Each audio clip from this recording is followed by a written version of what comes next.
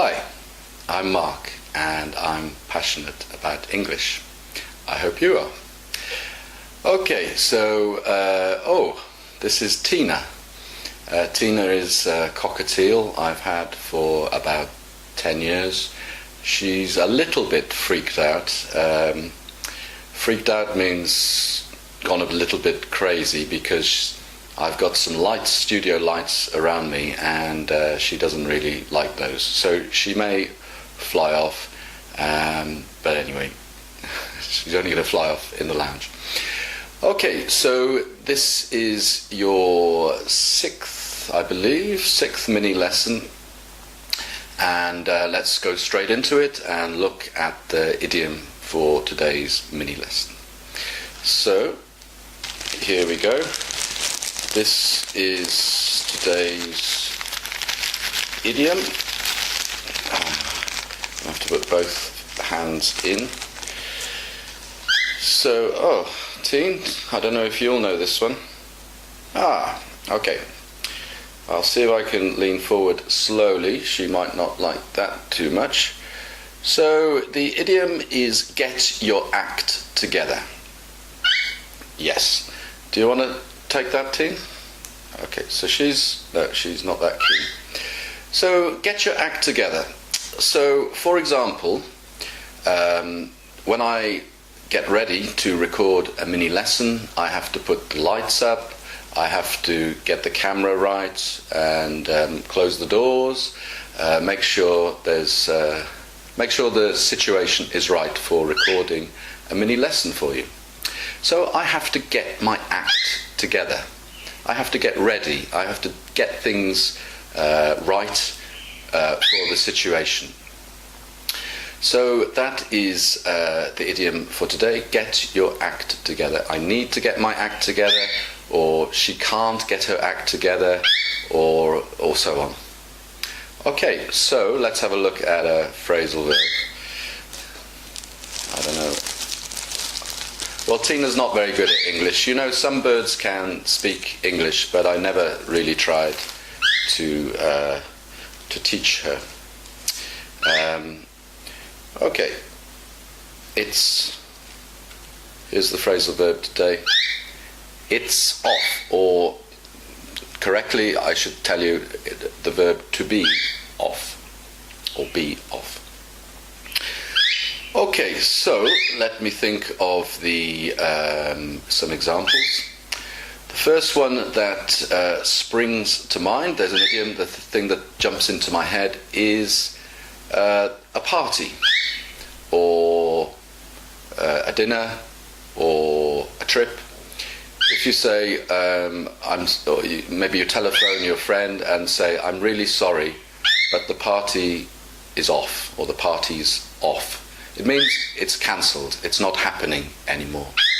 Or again, maybe I call a friend and say, I'm really sorry, I'm sick and I can't go on holiday anymore, it's off. Of course the other person or people might go on holiday without me, but for me it's off.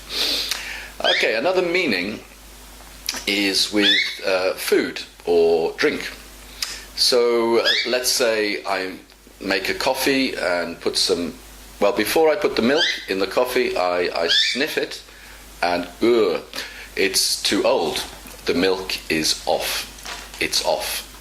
So, or you, let's say, you had a meal last night and you put some, we call them leftovers actually. So when you have a meal, but you don't eat all of it, but you still keep it, put it in the fridge and you can use it the next day or whatever. But maybe it was in your fridge for too long. And when you take the food out, it's got mouldy, or you can always tell by smelling, and you say, it's off, or that's off. So that's another meaning of the phrasal verb to be off. Okay, and the collocation for today is picked out two there, but I put one back. Okay, there it is. Ridiculously cheap. So if something is ridiculous, it means it's very stupid, or just... We often use it in a negative way. Of course, a ridiculous joke could be a good joke, very funny. But often we mean it negatively. So the film was ridiculous, or the book was ridiculous. It means it didn't seem very real. It just wasn't very good. But when we use ridiculously with cheap, it actually means it was very, very, very cheap. And I can say, I always like to tell you about my courses beginning in September, passionateaboutenglish.com. I can say to you, they are ridiculously cheap. £25 for 3 months, a long weekly lesson, about 3 hours each week. So if something is ridiculously cheap, it means very, very cheap. Okay, that's your collocation. Let's have a look at some jokes. Okay, take the glasses off. Okay, these are connected with marriage. And okay, here we go. Catherine didn't want to marry Mark for his money, but it was the only way she was going to get her hands on it. Okay, so sometimes women marry men because they're rich and they want their money, and it works the other way too, I guess. Sometimes a man marries a rich woman because he's attracted to the money. Okay, so Catherine didn't want to marry Mark for his money, but it was the only way she was going to get her hands on it. So it's saying that she didn't want to marry him. It sounds like she didn't marry him. But when you hear the next part of the sentence, you can see that she did marry him because that was the only way she was going to get his money. We've got an expression there, to get her hands on it. It means to get it, or to have it. Okay, so quite funny, and again, playing with words. Here's another one from the marriage section. It's the next one. It's probably a woman saying to a man, but could be a man saying to a woman, of course. If you didn't have any money, I'd still love you and miss you very much. Okay, so a girlfriend to a boyfriend to a girlfriend, or so on. They often say, if you didn't have any money, I'd still love you. It doesn't matter whether you've got much money, I'd still love you.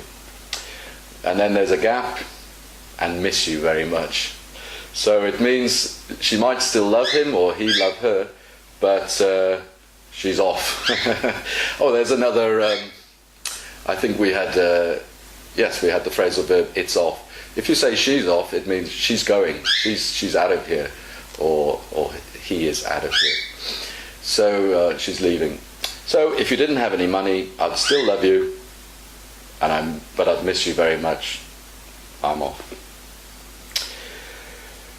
Okay, and one more from the marriage section. This is again a wife to a husband, or husband to a wife. Kind of with the stereotype, it's the wife talking to the husband. Before we were married, we had something wonderful and special. What happened to it? And then, well, I'll say the man replied, you spent it all. So she's talking about the relationship, the feeling between them. At the beginning, or before they got married, it was wonderful and special. And she said, what happened to it? So what happened to our feelings and loving each other and so on? But he sort of says, he takes or makes a different meaning out of it, and says, he knows what she means, but he says, you spent it all. You spent it all. It is, of course, the money. So he's saying the money that he had was wonderful and special. So that is the end of the mini lesson for today. I hope you enjoyed it. I hope you learned something. And Tina will come here and say goodbye to you. Let's get a bit of a close-up, Tina. There she is. She's beautiful.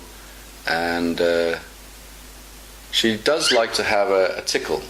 But because she's a bit freaked out by the lights, she's not in the mood. When I say a tickle, she puts her head down and lets me play with it and stroke it, and she loves that. Now, the reason I introducing you to Tina and wearing a wig in another mini lesson, or introduced you to Biscotto, is I really want to encourage you to share these mini lessons with your friends through Facebook or YouTube, or even email the lessons. Obviously, the more people that see them, the more chance they'll be interested and sign up to my lessons.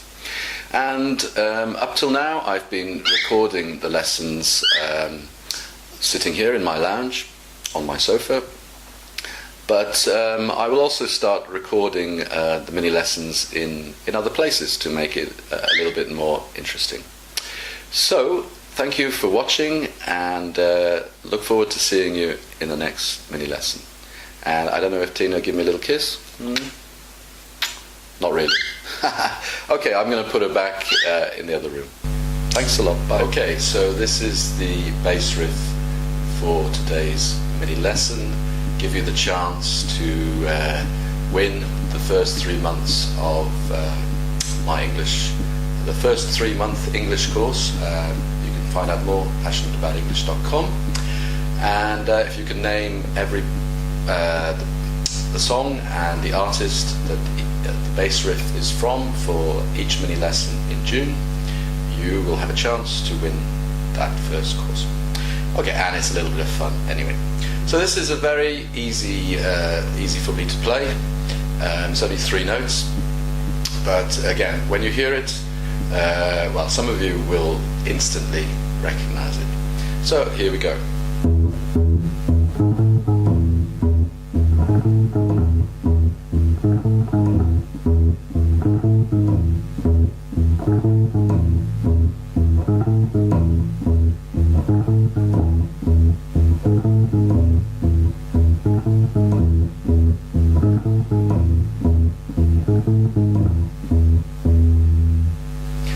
Okay, so that is from a solo artist.